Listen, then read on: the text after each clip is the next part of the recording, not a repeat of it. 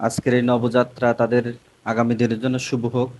দীর্ঘ আন্দোলন সংগ্রামে যুব অধিকার পরিষদের বিভিন্ন নেতাকর্মী রাজপথে তাদের সর্বোচ্চটুকু দিয়ে এই আন্দোলন সংগ্রামটা সফল করছে। আমরা নতুন বাংলাদেশ পেয়েছি, কিন্তু নতুন বাংলাদেশে এত এত যুবক যারা কর্মসংস্থানহীন, যাদেরকে আমরা কর্মসংস্থান দিতে পারছি না, তাদেরকে আমি বলবো অন্তত এমন একটা উদ্যোগী প্রোগ্রাম দেখে উদ্বুদ্ধ হওয়ার জন্যে। কারণ যুব অধিকার পরিষদের অনেক যুবকরা রয়েছে যাদেরকে আমরা একটা জব দিতে পারিনি, নতুন সরকার আসা সত্ত্বেও তাদের পকেটে টাকা দিতে পারিনি, তাদের সচ্ছল করতে পারিনি।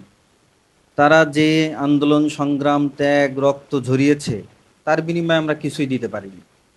তারা হয়তো বা এরকম ছোট ছোট উদ্যোগ নিয়েছে, সেই উদ্যোগে এসে তাদেরকে আমরা উৎসাহ দিচ্ছি যে এমন উদ্যোগী হয়ে দেশের আর্থসামাজিকতায় তাদের অবদান রাখা, প্লাস নিজেদেরকে আরো স্বাবলম্বী করা। তা আমি বলবো যারা যুব অধিকার পরিষদ না, বাংলাদেশের যারা তরুণ যুবক আছে, তারা যেন এমন ক্রিয়েটিভ কিছু করে যাতে নিজেদেরকেও স্বাবলম্বী করতে পারে, প্লাস দেশের আর্থসামাজিকতায়ও কিছু অবদান রাখতে পারে। তা আমাদের মুনায়েম, আমাদের দক্ষিণের সাধারণ সম্পাদক যুব অধিকার পরিষদের, এই উদ্যোগটা নিয়েছে। তার সাথে একজাক তরুণ আছে যারা তাদের মেধা শক্তি দিয়ে, অন্তত এই উদ্বোধনী অনুষ্ঠান দেখলে বোঝা যায় তাদের মেধা শক্তি দিয়ে কিছু করার চেষ্টা করছে। তা তাদের জন্য শুভকামনা রইল। বিশেষ করে দিক নির্দেশনা বলতে দুই তিনটা কথা বলবো। বস্তুনিষ্ঠ সংবাদ যেন আপনাদের মাধ্যম থেকে আসে, কারোর দ্বারা যেন প্রভাবিত আপনারা না হন, সেদিকে সর্বোচ্চ খেয়াল রাখবেন।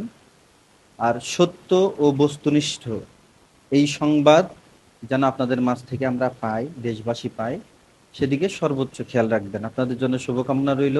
বাংলাদেশ যুব অধিকার পরিষদের প্রত্যেকটা যুবক যেন আপনাদেরকে দেখে উদ্বুদ্ধ হয়। পাশাপাশি গণ অধিকার পরিষদের রাজনীতি, গণ অধিকার পরিষদের উত্থান নিয়ে আপনারা বিশেষভাবে এই চ্যানেলে অবদান রাখবেন, এই প্রত্যাশা কামনা করে আমি আমার কথা শেষ করছি। আসসালামু আলাইকুম রহমতুল্লাহ।